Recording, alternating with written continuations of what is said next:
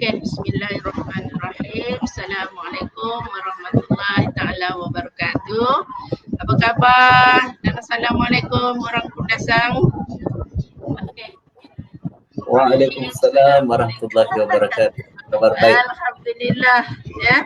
Alhamdulillah kita dapat bersama dengan orang jauh hari ini. Ya, mudah-mudahan perkongsian kita pada hari ini akan bermanfaat. Okey, tuan-tuan dan puan-puan, saudara dan saudari serta sahabat sekalian ya. Kelab Mantap Dai ya hari ini membawa Tuan Pengarah Ilim Daerah Kundasang ya untuk bersama-sama kita pada hari ini berkongsi pengalaman bagaimanakah beliau berhadapan ya, dengan masyarakat di Sabah dan juga bagaimanakah dakwah yang telah dilakukan oleh beliau dan juga kumpulannya. Okey, silakan Tuan Samsuri Ghazali. Okay, Assalamualaikum warahmatullahi wabarakatuh. Bismillahirrahmanirrahim. Bismillahirrahmanirrahim. Bismillahirrahmanirrahim. Bismillahirrahmanirrahim. Bismillahilladzi la yadurru ma'asmihi syai'un fil ardi wa la fis sama'i wa huwas samiul alim. Alhamdulillah wa syukrulillah wa salatu wassalamu ala rasulillah. Qala rabbi shrah li sadri wa yassir li amri wahlul 'uqdatam min lisani yafqahu qawli amma ba'd. Dunu khabar duyung ngawi sonong min sosodoi mantatku hiti Kundasang. Itu bahasa dusun untuk makluman sahabat-sahabat. Hari ini merupakan hari berbahasa dusun dalam kalangan keluarga angkat saya di sini. Jadi saya pun cuba juga untuk menyertai aktiviti berbahasa dusun ini. Maksudnya apa khabar sahabat-sahabat semua? Selamat petang dari saya sini di Kundasang. Okay, Alhamdulillah. Apa khabar semua? Moga-moga kita semua berada dalam keadaan sihat. Boleh dengar suara saya? InsyaAllah. Kundasang sekarang untuk makluman bonda dan juga sahabat-sahabat yang dapat bersama melalui live Facebook kita pada petang ini. Kundasang hari ini Alhamdulillah Allah anugerahkan hujan daripada pagi tadi sehingga sekarang pun masih hujan nampaknya di luar tu dengan kesejukan 19 darjah Celsius sekarang. Alhamdulillah. Sentiasalah kalau di Kundasang ni, kalau berada di sini, kalau nak cari remote control aircon tu memang tak akan jumpa ya. InsyaAllah. Itu satu pengalaman yang menarik juga saya fikir. Baik, Alhamdulillah. Hari Minggu memancing ikan di tepi sawah. Kelab Mantap Dai kita hidupkan. Mengukuh ukhuwah, menyemarak dakwah. Alhamdulillah, terima kasih banyak-banyak kepada bonda yang merangkap moderator pada petang ini, yang juga saya fikir jawatan kuasa teknikal di Bukit Kuchai sana. Terima kasih banyak-banyak bonda banyak membantu untuk merealisasikan live Facebook kita pada petang ini. Begitu juga dengan hari-hari yang sebelum ini. Alhamdulillah, terima kasih banyak. Okey, sahabat-sahabat yang dirahmati Allah, yang tidak dapat saya sebutkan namanya satu persatu, tetapi sedikit pun tidak mengurangkan penghormatan saya, kasih sayang saya dan ingatan saya kepada sahabat-sahabat semua.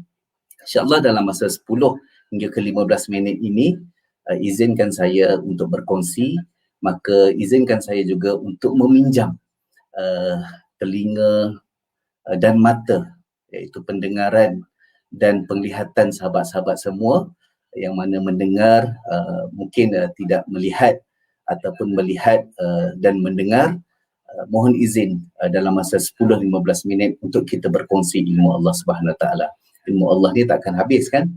Kita belajar ataupun kita baca dalam surah Al-Kahfi, ilmu Allah ni tak akan habis.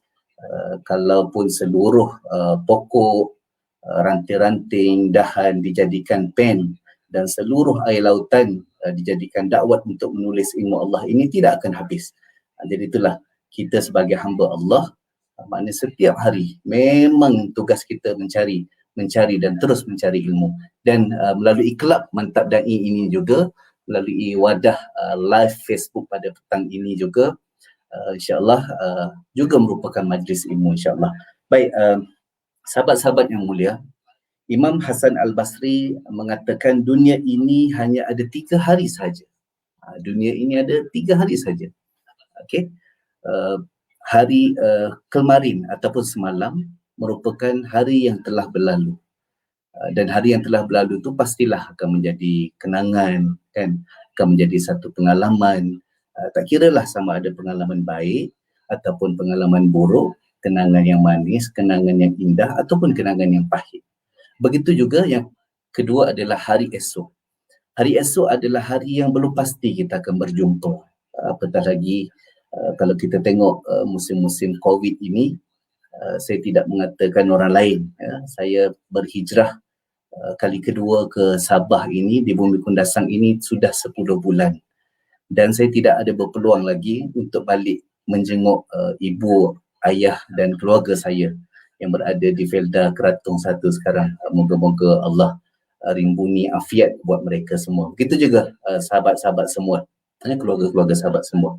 Itulah maknanya hari esok kita belum pasti apa yang akan berlaku. Dan yang ketiganya adalah hari ini. Hari inilah merupakan hari yang memang kita miliki, hari untuk kita merancang apa juga kehidupan kita yang Allah berikan, yang Allah kurniakan kepada kita. Dan moga-moga hari ini kita lalui 24 jam sehari ini dengan sesuatu yang baik dan sesuatu yang bermanfaat. Apatah lagi musim PKP ini, kita berada di rumah, kan. Sebenarnya memang bila kita fikirkan, kita sebenarnya bukan tidak boleh hidup sebagai manusia, makan cukup, apa lagi boleh tidur lebih sikit, kan, boleh tengok keluarga yang mana ada anak, boleh bersama anak-anak 24 jam sehari. Tetapi sebenarnya sebab kita tak boleh keluar, itu yang kita rasa resah, gelisah sikit. Itu tak jadi masalah. Okay? Itulah biasanya norma baru ini yang kita lalui, juga satu pengalaman sebenarnya. Sebab tu hari ini saya berhasrat untuk berkongsi tajuk Seorang Aku dan 1000 Pengalaman. Saya yakin sahabat-sahabat semua ada pengalaman, mungkin lebih 1 juta mungkin pengalaman. Satu tidak mungkin, mesti lebih pengalaman. Sebab kalau saya sendiri dalam umur 43 tahun ini, tentulah banyak pengalaman, ada pahit, ada manis, ada indah, ada yang suam-suam, begitulah. Itulah kehidupan, okay, yang Allah tentukan. Dan jangan risau, sebab memang apa yang berlaku hari itu Dr. Siti sahabat kita ada share bagaimana sebenarnya Al-Quran itu telah menceritakan segala-galanya. Betul, kalau kita baca surah Al-Baqarah ayat 155, Allah kata walanabluwannakum bisyai'im minal khawfi wal ju' wa naqsil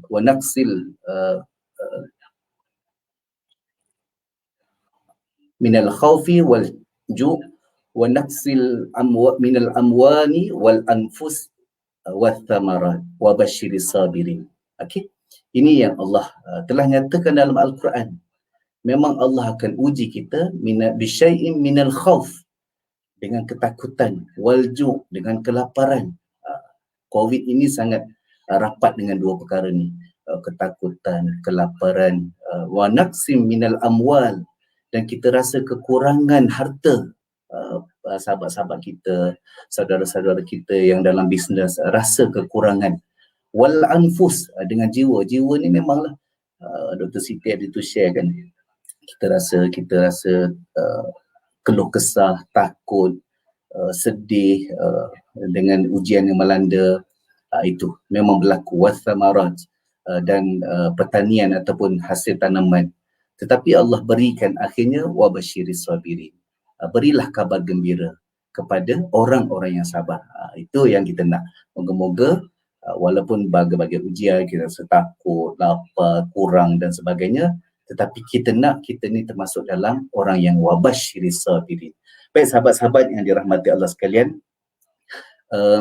seperti yang Bonda nyatakan tadi, sebenarnya kalau kita nak kongsi pengalaman ni banyak, sebab tu saya fikir nak cakap 1000 pengalaman ke sebuah pengalaman je, sebab seorang aku kan, tapi kalau sebuah pengalaman je mungkin tidak berapa cukup, tapi kita tak apalah, kita letak 1000 pengalaman walaupun lebih ataupun kurang daripada itu.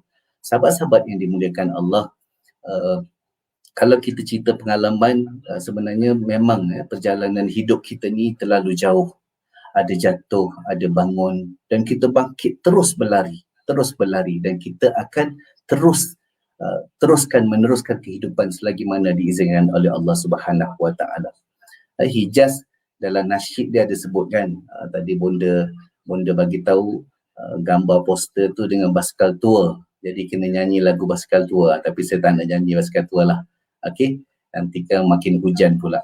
Okey, Hijaz kata dalam lagu dia apa? Hidup tidak selalunya indah, langit tak selalu cerah.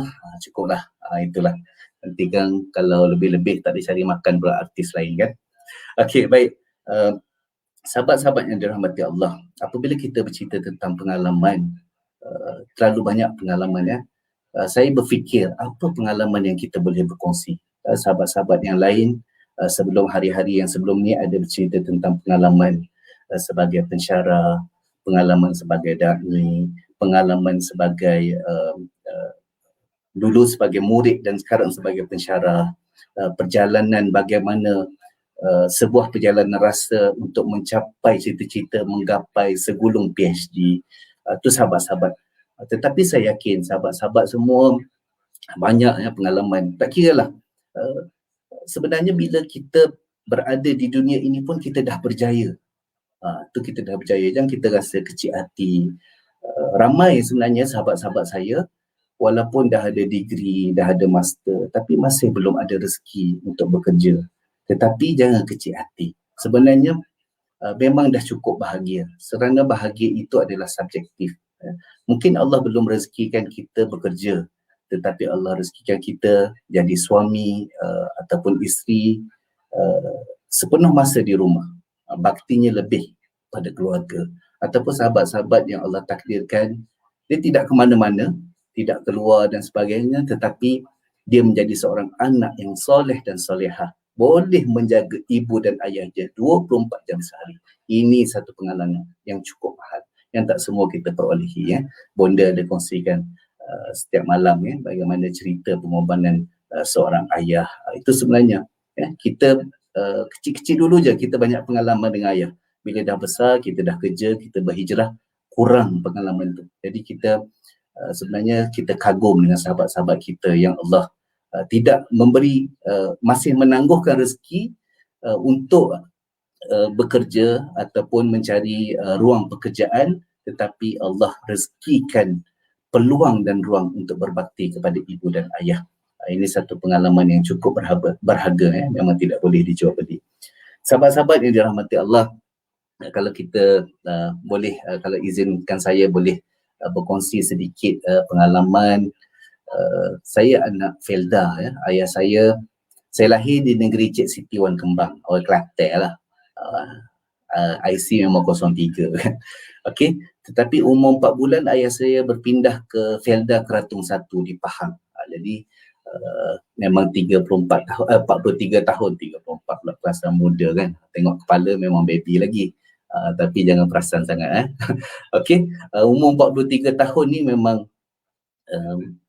anak jati, bukan anak jati lah, kira memang membesar di Pahang. Ayah saya memang seorang penuaka Felda.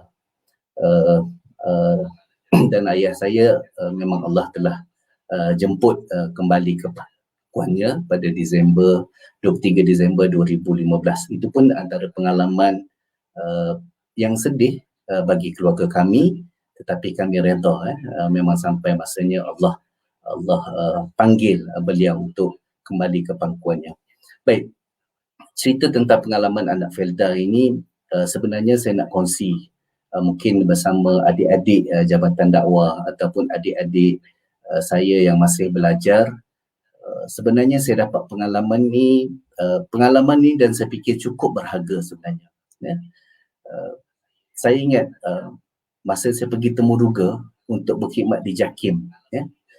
Masa tu saya dah bertugas sebagai pensyarah di Kolej Multimedia Telekom, tetapi kontrak masa tu. Jadi saya sajalah pergi menguji keupayaan diri, hadirlah Temuruga di JAKIM masa tu.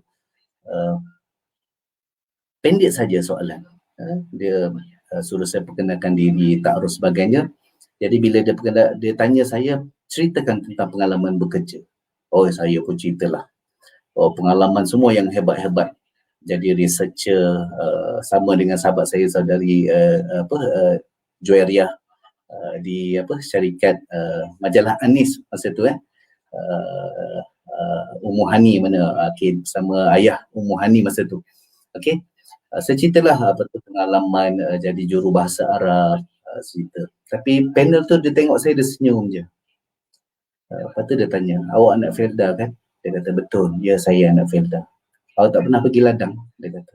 Saya kata, pernah pergi ladang. Saya selalu tolong ayah saya pergi ladang, kutip buah kelapa sawit.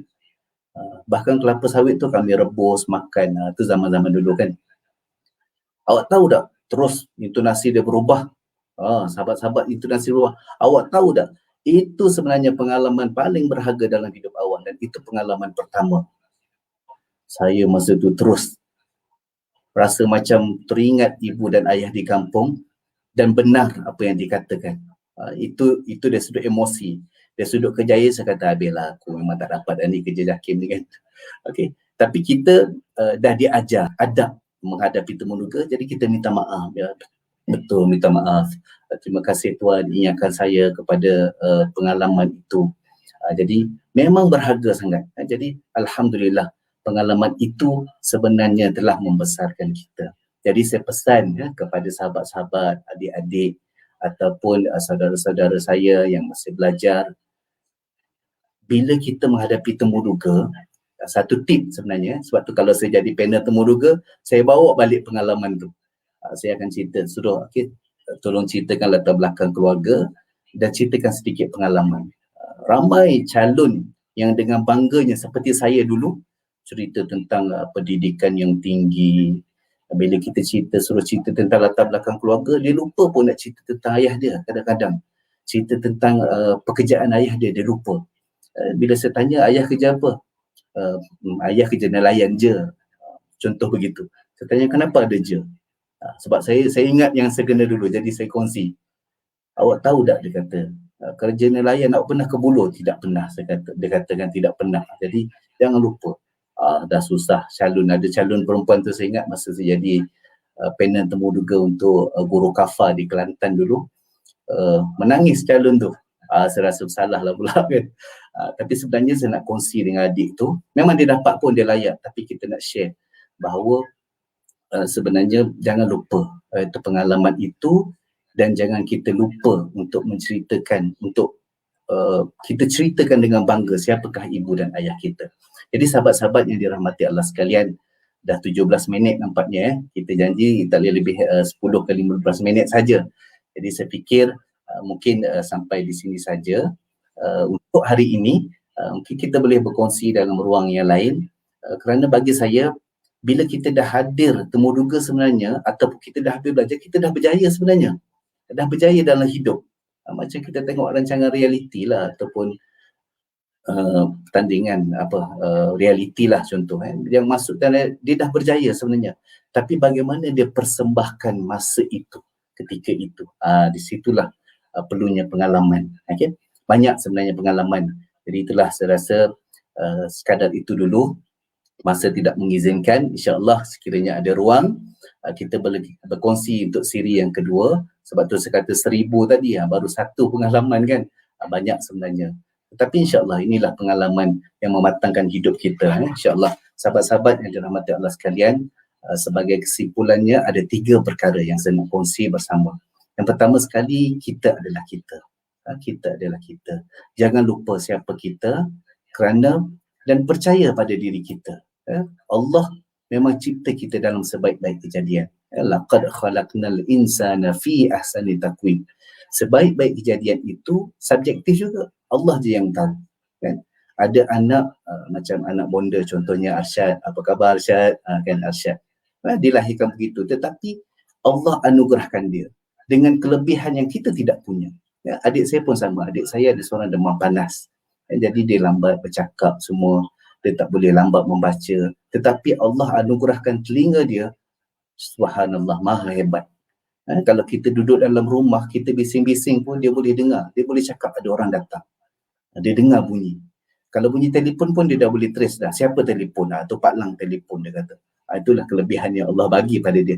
Itulah laqad khalaqnal insana fi ahsani taqwim. Yang kedua, jangan lupa dalam hidup kita ni, pengalaman kita sama ada baik ataupun buruk, inna ma'al usri yusra. Fa inna ma'al usri yusra.